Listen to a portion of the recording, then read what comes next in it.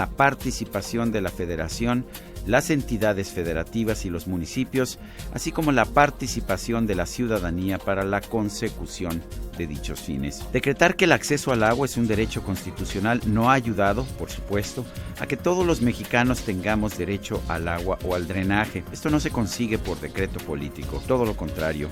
Incluir este supuesto derecho en la Constitución ha hecho posiblemente más difícil que se pueda lograr el sueño de dar a todos los mexicanos acceso al agua.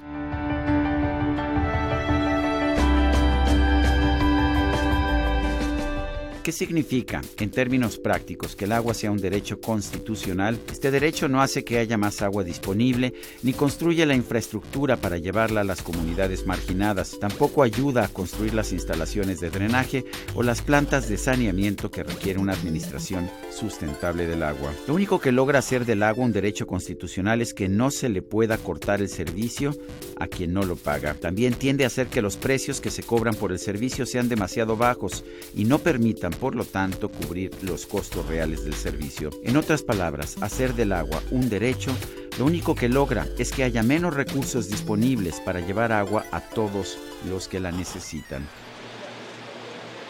Muchos nos dicen que Dios nos dio el agua y ciertamente algo tienen de razón. El agua está disponible a lo largo y lo ancho de la naturaleza.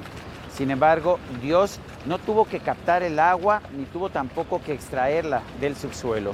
Dios no tuvo que entubarla, tampoco tuvo que llevarla a lugares lejanos ni entregarla directamente al hogar. Y ciertamente Dios no tuvo que limpiar el agua una vez que la utilizó.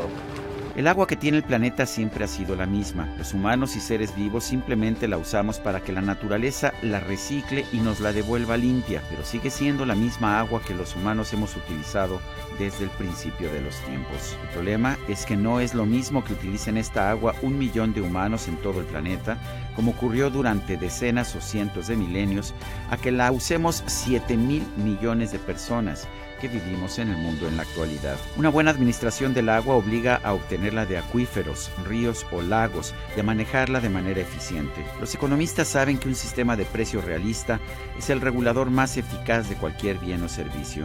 Cuando un producto se vuelve escaso, su precio sube y se generan incentivos para mejorar su producción o su manejo. Cuando el producto es abundante, bajan los precios. Los políticos, sin embargo, han querido convertir al agua en un derecho precisamente para sustraerla del sistema de precios.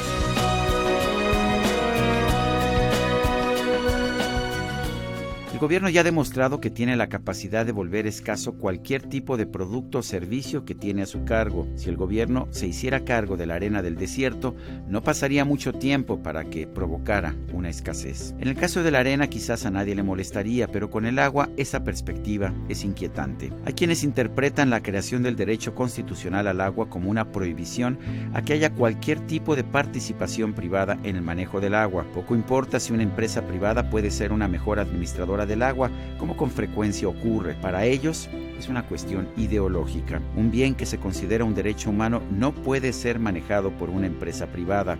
Tiene que ser un monopolio del gobierno, sin importar lo mal que el gobierno administre cualquier tipo de bien.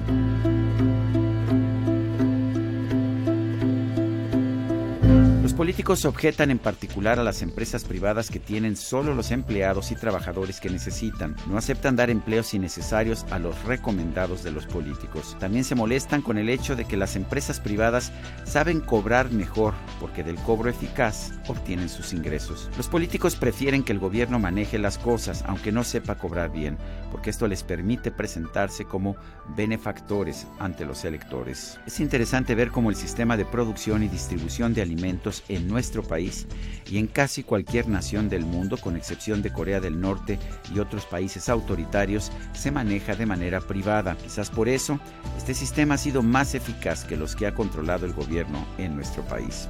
Las empresas privadas no solo suelen ser más eficientes para manejar un recurso como el agua, sino que tienen utilidades y por lo tanto pagan un impuesto a los contribuyentes. En cambio, los gobiernos, cuando manejan el agua, no solamente no realizan las inversiones necesarias para mantener el servicio en el largo plazo, sino que suelen tener pérdidas, las cuales tienen que ser pagadas por los contribuyentes. El agua es un bien común que debe cuidarse cada vez más, especialmente en estos tiempos en que el calentamiento global amenaza con reducir la provisión disponible en muchos lugares de la República Mexicana. Debemos entender, por lo tanto, que el agua no se puede regalar como actualmente se hace.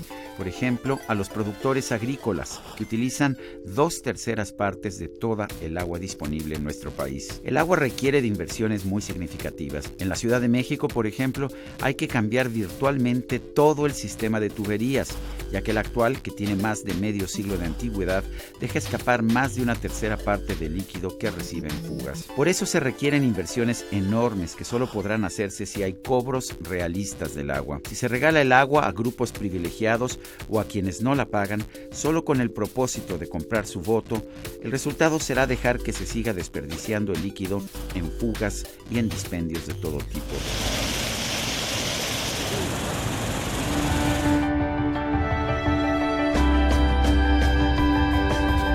Los políticos afirman que el agua es demasiado importante para tratarla como una mercancía, demasiado importante para ponerle un precio realista.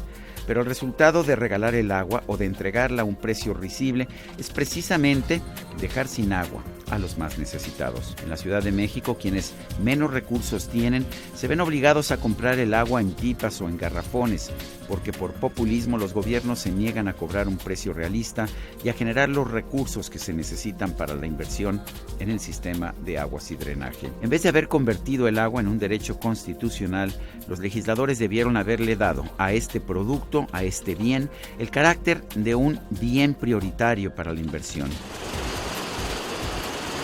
Si tuviéramos un sistema que le diera una mayor rentabilidad a las inversiones en agua, tendríamos muy pronto un sistema que nos permitiría extraerla, captarla, almacenarla, conducirla, potabilizarla, llevarla a los hogares y después limpiarla para devolverla al ciclo de la naturaleza con la gran eficiencia que nos permite actualmente la tecnología. Al convertir el agua en un derecho constitucional, los políticos mexicanos parecen haber tomado una decisión que a final de cuentas hará que el agua no pueda ser recibida por las personas más pobres de nuestra sociedad. Esta película ya la vimos. Cuando estos mismos políticos convirtieron el derecho a la vivienda, a la salud o a un salario digno en derechos constitucionales, lo único que lograron es hacer más difícil el cumplimiento de estas aspiraciones. Si queremos realmente tener agua para todos, debemos convertir el agua no en un derecho constitucional. Lo que debemos hacer es incentivar las inversiones que generen mejores servicios de agua y que nos lleven el agua a todos. Yo soy Sergio Sarmiento y esto es 13 en Libertad.